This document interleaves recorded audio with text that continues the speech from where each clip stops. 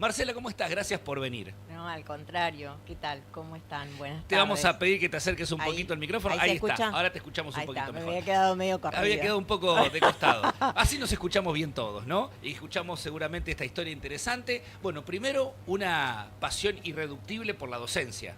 Sí, eso es así.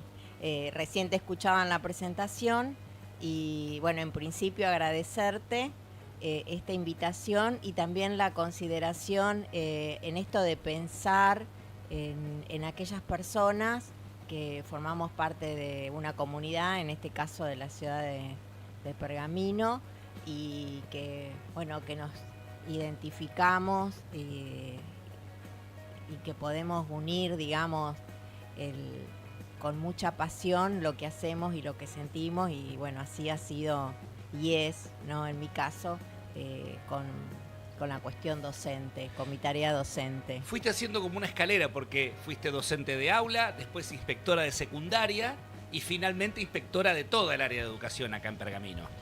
Así es. Cuando yo me inicié, que originalmente la docencia no era mi carrera inicial. ¿Cuál era tu carrera? Y yo había orientado hacia el derecho. ¿Estudiaste abogacía? Sí.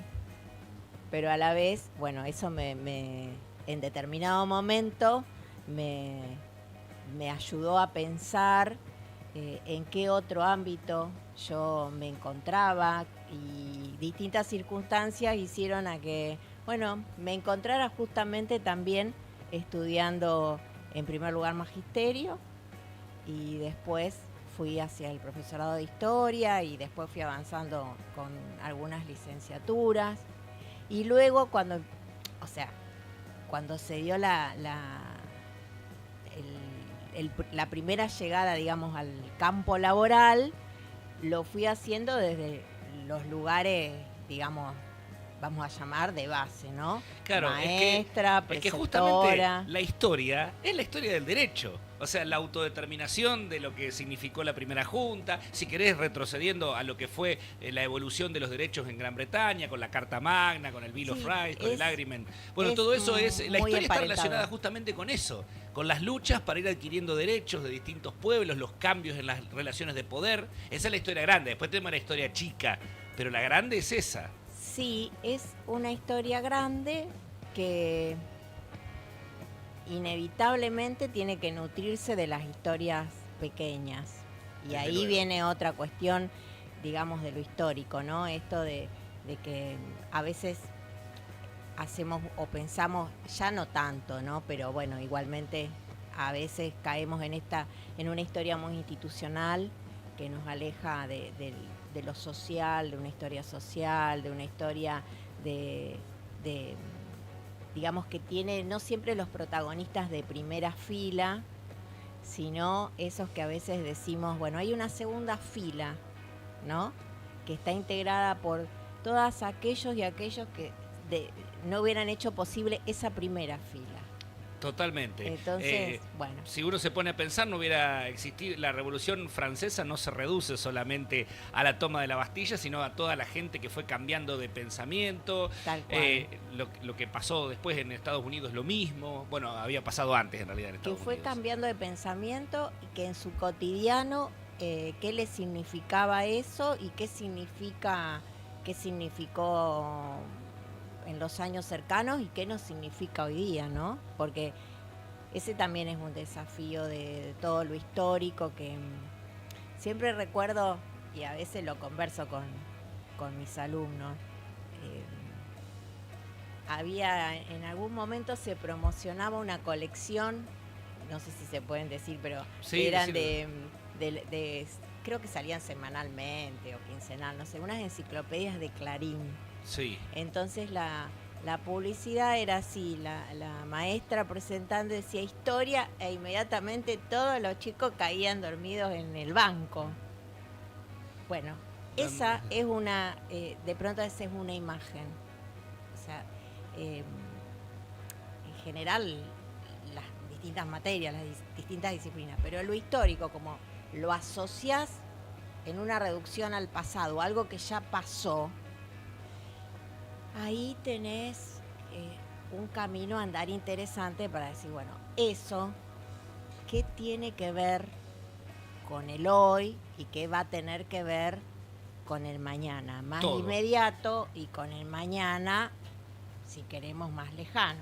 Todo tiene que ver. Sí, y también me gusta a veces la idea de pensarlo, que esto es la historia también es una inversión en términos, digamos, de lo que es contenido.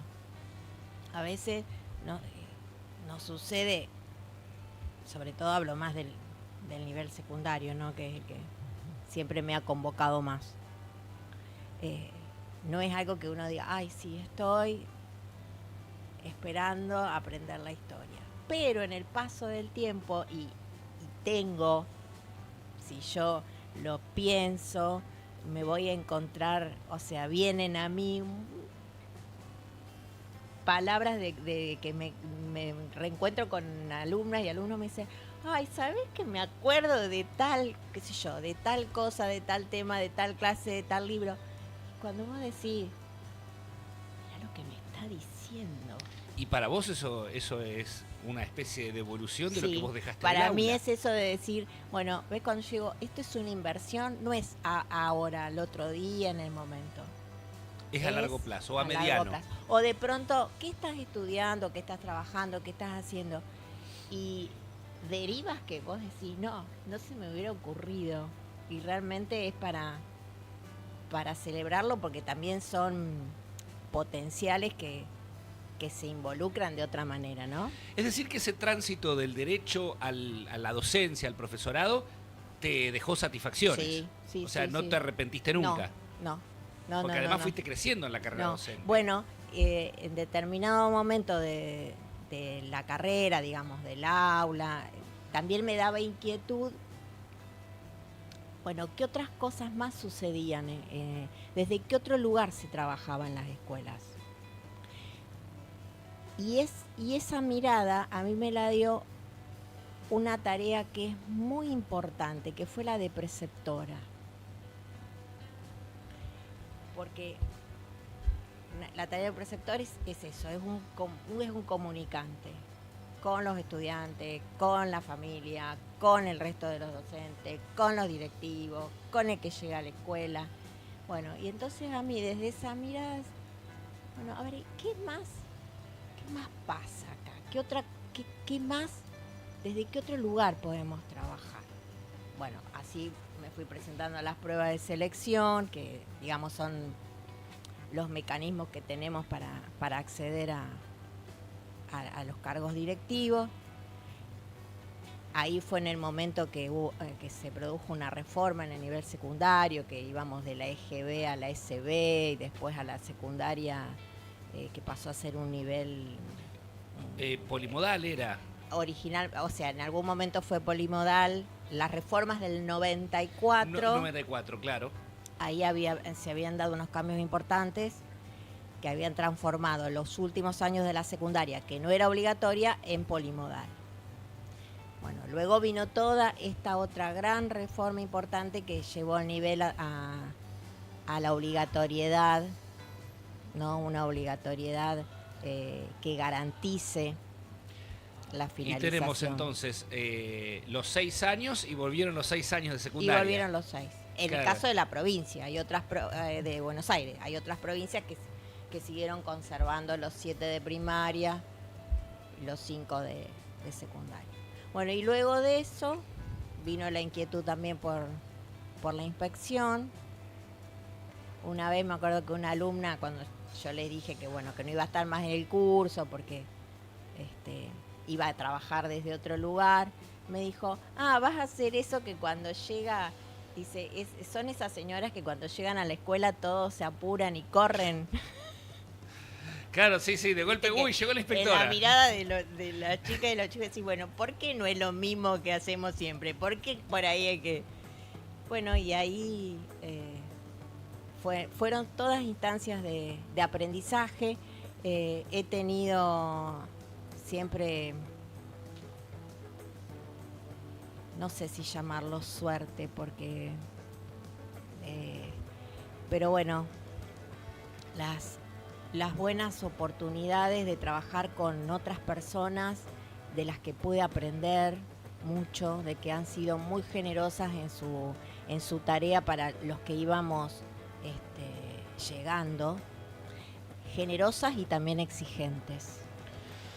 Las cosas hay una sola manera de hacerlas, bien o muy bien. Bien. Así me dijo una vez cuando llegué a la escuela Un director. una directora. Y yo dije, Marcela, entendí. quiero aprovechar tu experiencia, tu enorme experiencia en el tema, porque hoy en día entiendo que es una profesión extremadamente exigente, que excede lo que en algún momento fue la maestra que tuve yo, o quizás la que hayas tenido vos, o el profesor de secundario que tenía yo, que se limitaba a transmitir los conocimientos, tomar un examen, aprobabas, sabías, aprobabas, no sabías, no aprobabas. Ahora es otra la realidad. Sí, eso. Y hay otras exigencias. Hay otras exigencias, es otra la realidad. Sin dudas, la escuela es de las instituciones la que logra sobreponerse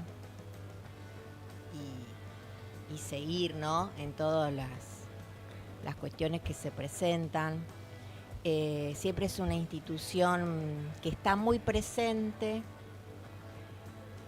a la que se le pide mucho. Por lo general sucede algo, te dice, ¿y la escuela qué hizo? ¿Y Claro. qué pasó? ¿Y quién dijo? ¿Y quién estaba? Bueno, pero antes de todo eso, digamos, esto de que nosotros estamos una determinada franja de tiempo y hay un resto del día que transcurre, generalmente está cruzado por la escuela. Claro. Está cruzado de alguna manera por la escuela. Y la escuela es una institución que puede, más allá de que a veces, digamos, normativamente es lo que se debe hacer, muchas veces alertar o anticipar otras cuestiones. Esto que vos decís, no es solamente el contenido, no es solamente lo que es para el saber del contenido. Bueno, también es el saber ser, el poder ser. Claro, pero eso personalmente implica una exigencia Sí, enorme. Sí, Porque hay que estar siempre con todas las luces puestas en muchas cosas al mismo tiempo. Y a la Antes vez- era solamente, te paso esto, te portas mal, andá que te ponen amonestaciones, salí del aula y después te tomo examen y sabés aprobás, si no sabés no aprobás. Ahora es muy diferente, hay que estar viendo cómo llega el chico a la escuela, si hay una situación de angustia, si hay una situación de ansiedad excesiva, Sí. qué es lo que mantener un curso con convivencia, están conviviendo muchas personas allí, varias horas juntos. esto que vos decís justamente, en la escuela convivimos. Claro. En otro momento, si lo llevamos generacionalmente, nosotros decíamos, bueno, la disciplina. Y generalmente una disciplina que orientaba o miraba solamente al estudiante. Claro. Estaba casi dado por hecho que si había alguna cuestión siempre venía de la mano Del estudiante. del estudiante. Bueno, en todos los cambios que se han ido produciendo, nosotros hablamos de una convivencia y por lo tanto convivimos todos los actores que formamos parte de esa institución. Y como tal, también somos parte de organizar esa convivencia. Una convivencia que es diaria, una convivencia que no, de pronto, justamente las instituciones van cambiando, entonces, de pronto, esto que funcionó para este año, tal vez no lo va a ser para el próximo. Y sí está, digamos, enmarcado en esas revisiones, es decir, hay todo un cuerpo normativo que acompaña muy bien en la provincia toda lo que tiene que ver con lo institucional, que es también no son cuestiones que se logren, y eso que venimos hace unos cuantos años, que se logren así de chasquido de dedo, es de construcción permanente. ¿Y vos creés que en este momento se está dando eso? ¿Que los docentes están poniendo su cuota, los padres, los directivos? ¿Creés que eso está pasando? En general, nosotros no podemos decir, no tenemos blancos y negros. Ujú. Existen los grises, dentro de los grises, Gris claro y gris oscuro. varios grises. Claro. Sí creo, porque en esto soy una, digamos, trato de que prime toda la confianza en que siempre tratamos de hacerlo mejor. Sin dudas hay momentos más complejos que otros. El ser docente, esto que vos decías, después están las condiciones laborales, ¿no? No es que vamos a una sola escuela, Claro, no. tenemos 2 cursos, es el trabajo o el tiempo ideal, es decir, los mitos que existen de cuánto tiempo trabajamos, cuánto vacacionamos, qué... No, eso te lo puedo decir porque mi esposa es maestra y la he visto, por ejemplo, para la Feria de Ciencias hasta la 1 de la mañana preparando maquetitas y no Bueno, sé qué, o corrigiendo pruebas los fines de semana, o haciendo, ¿cómo es que le llaman? Algo como las actividades, la preparación de actividades. las actividades, después también La ahora propia hay, formación del docente. tal cual, hay todo un desafío en esto digamos, lo informático, lo tecnológico, está presente, está en el cotidiano, está en la escuela. Nosotros Claro, es algo que también tenemos eso. que tener claro, no vamos a competir con eso, no estamos para competir con él, estamos para complementarnos. Tal cual. Es decir, a ver, en otro momento lo que decía el docente, no solamente por una cuestión de sapiencia, sino por otros códigos, era incuestionable. Si te lo dijo y se terminó. Pues no, ahora uno también tiene que poder decir, mira, seguramente hay todo un campo más amplio del que yo desconozco por una cuestión de limitación personal, de todo lo que tenemos, digamos, a nuestra disposición, que es muy difícil conocer todo eso. Pero ahora, pretender una competencia, creo que es un esfuerzo realmente Fútil. Marce, bueno, no quería terminar sin pasar a tu otra pasión, que es la del teatro, que te Sí. está yendo muy bien, dirigiendo. ¿Cómo empezó Ahí eso? vamos. Bueno, creo que también es parecido así como a la docencia, ¿no? Uno tiene como un registro de decir, bueno, ¿en qué momento yo me he visto en esto o tiene que ver con algo que realmente me gusta y que también me gusta saber de qué se trata? Si yo pienso, digo, como alumna de una escuela primaria de un pueblo, de un grupito pequeño, de preparar los actos escolares la maestra, yo puedo seguir un perfil de alumna bastante tranquilo, bastante ahí, diría de las que se portan bien. Ahora, Con la tarea. la maestra no me ponía a tomar parte y yo iba y le decía, yo quiero tomar parte. Decís de pueblo, ¿de qué pueblo era?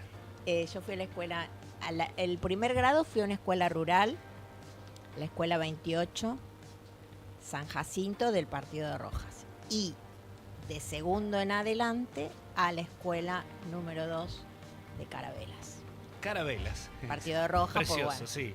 Sí, Precioso. bueno, muy lindo. Muy cerca de la Laguna La Tigra. Exacto. Lugar maravilloso, Sí. por cierto. Bueno, mi padre trabajaba en esa zona. Claro, la estancia de los Alvear. Por ahí andaba. Sí. Marce, bueno, ¿y cómo empieza Bueno, lo del teatro entonces, en determinado, más o menos en el 2011, 2010, digamos que he sido, así de manera recurrente, una espectadora de teatro.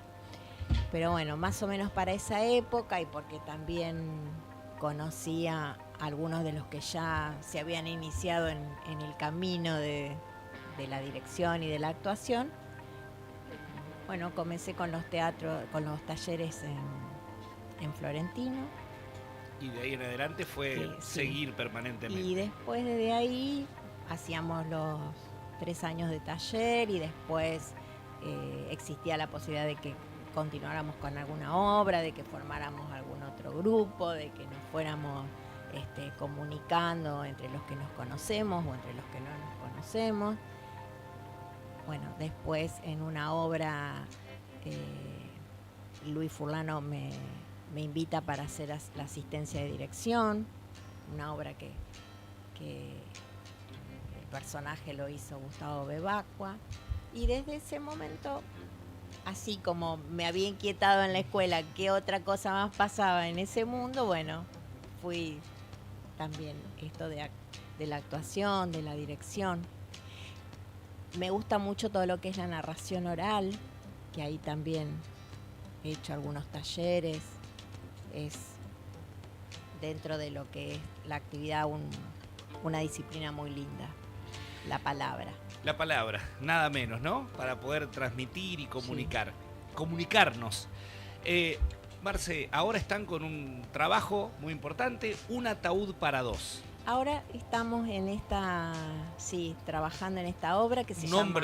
Sí, Un ataúd para dos. Es una comedia que nosotros decíamos con el elenco. Bueno, aclaremos que es una comedia, que es verano, que aunque hace calor, pero es una comedia de un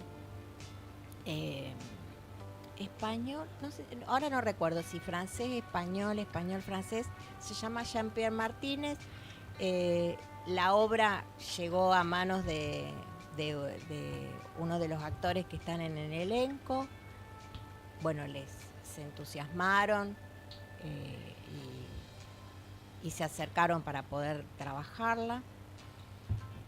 Es, como les decía, una comedia, son 4 personajes.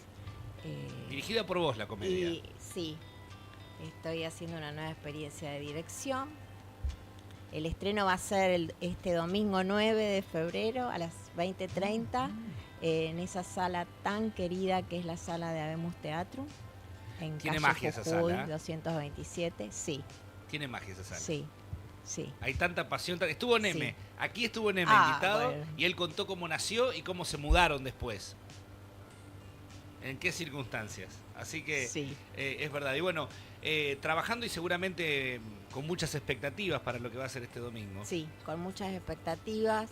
En general también es una tarea que todos los que estamos compartiendo es desde las ganas, desde el gusto, desde el disfrute, de también una dedicación, porque el teatro es una actividad que tiene mucha disciplina, digamos, algo muy, muy riguroso. Cuando uno empieza digamos, lo transitas, bueno. Ensayar mucho, Sí. el libreto, no te podés correr mucho porque desconcentrás al otro, No, o lo descolocás, no. así que hay que... Sí, y también hay otro tema interesante que es decir, bueno, el respeto por lo que, si es una obra de autor, ¿no? El respeto por lo que se escribió, porque sin duda lo ha escrito para ser dicho de alguna manera. Claro. De esa manera. Hay autores que son más flexibles, hay otros que son muy, muy, muy celosos, por decir, de lo que escriben. ¿Y quién sería tu autor preferido o tus autores preferidos en el teatro? ¿O los que más te gusta dirigir? Y a mí, de pronto, me gusta mucho el teatro argentino. Yo creo que nosotros tenemos ahí un campo muy vasto y una variedad y de una importancia, de un compromiso valiosísimo. Los autores argentinos, tratás de hacer eso. Y por lo general, tampoco es que tenga, es un recorrido que estoy iniciando.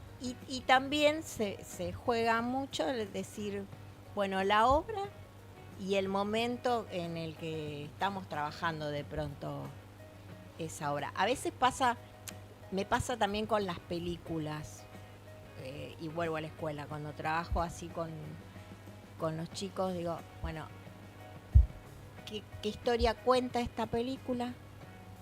¿Qué se filmó acá? Pero también en qué momento fue hecha esta película. Bien, se entiende. Y ahí a veces hay descubrimientos interesantes.